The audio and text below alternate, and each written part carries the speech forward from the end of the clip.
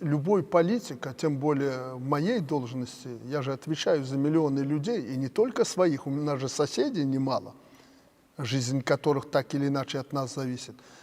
Любой политик должен свои конкретные тактические шаги сверять с той стратегией, которая возможна. Вот ты задал главный, фундаментальный вопрос. Вопрос, которым сегодня уже озаботились многие и так немножко уже начинают выговаривать. А что будет после пандемии? Что будет после коронавируса? Когда-то я сказал, это прозвучало или нет, людям задал вопрос. Скажите, пандемия, это вот коронавирус, это рукотворная вещь или нет? Я не знаю пока. Могу подозревать, но не пишу в интернет, не вбрасываю, я не знаю. Я рабочим задал, там инженерные работники стояли и прочее, где это у нас было? Белгипс. Да, на Белгипсе. Второй, говорю, вопрос. Скажите, пожалуйста,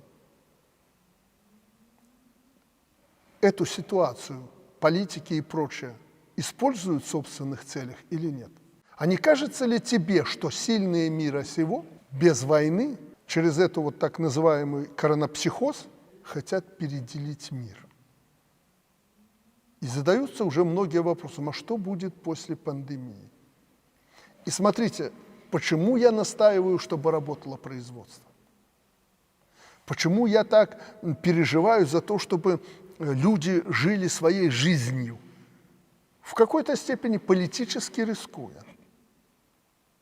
Потому что я представляю, что будет с нами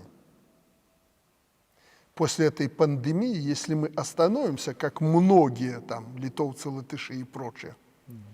Что будет с нами?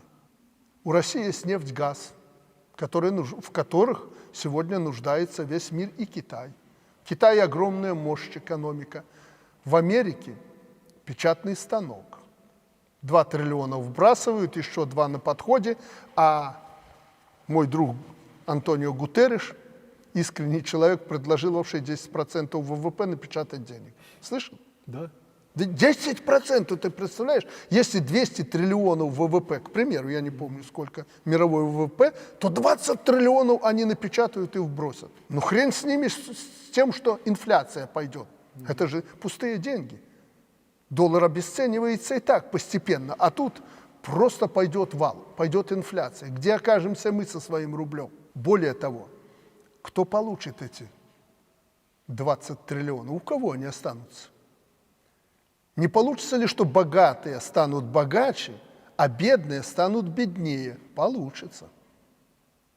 И представляешь, нас толкнули к тому, что мы должны остановиться и сидеть, и проесть те скудные запасы, которые у нас есть.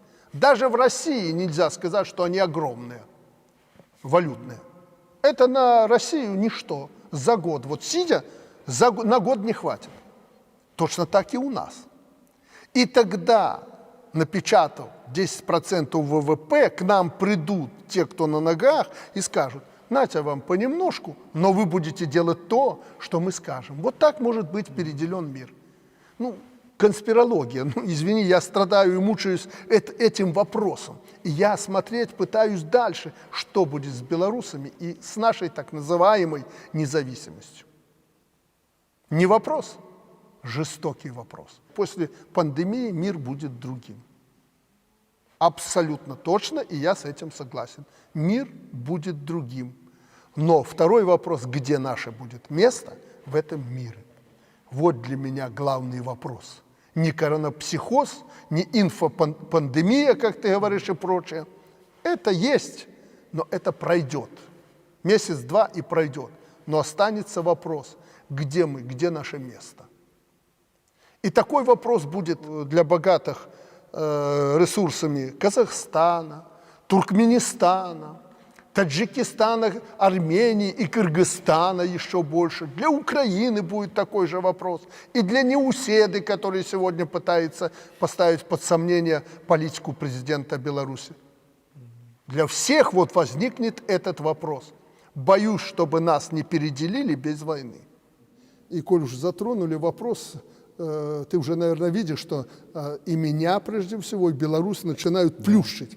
Знаете, вот они как-то не так, как все.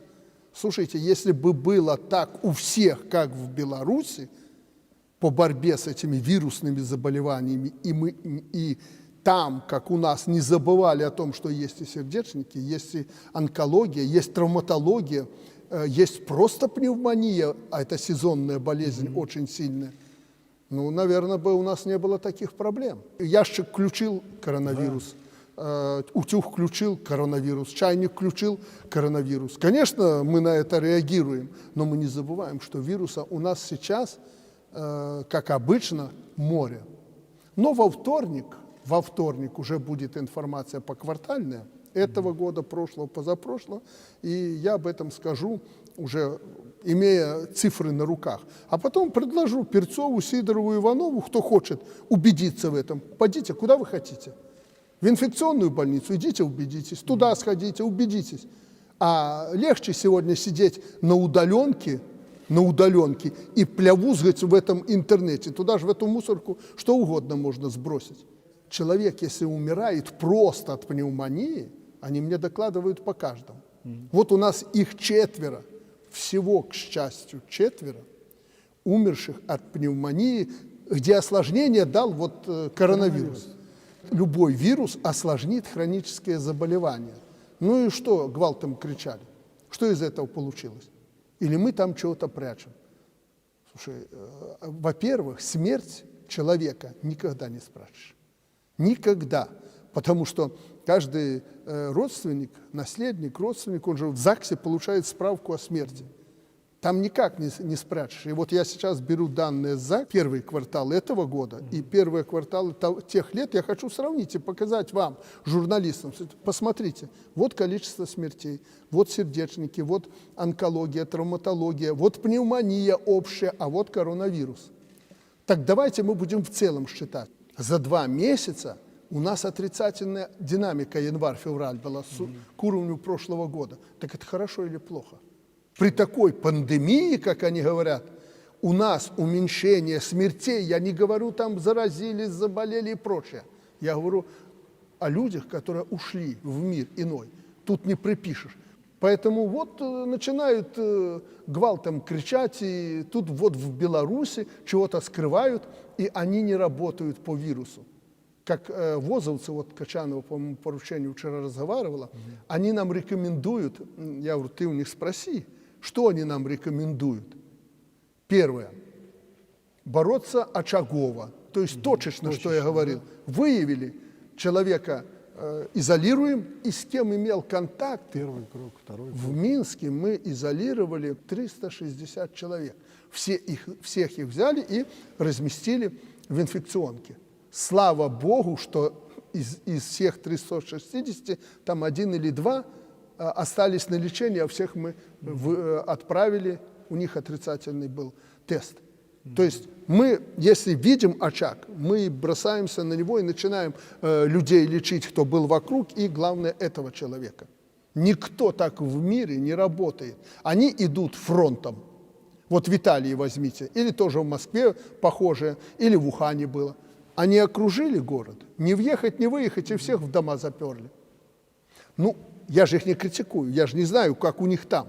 Но представь, мы Минск сегодня изолировали и всех загнали по квартирам. Как отреагируют наши белорусы? А потом, ты уверен, что у тебя нет сейчас коронавируса? Не уверен, и я не уверен. И представь, я тебя сейчас с твоей семьей запер в квартиры. А ты не знаешь, ты болен или нет. А если у тебя иммунная система сильная, ты переносишь сейчас, перехаживаешь. У нас миллионы людей, я уверен, уже переболели этими вирусами, в том числе коронавирусом. Да? И вот я тебя в квартиру запер, не выйти, не пройти.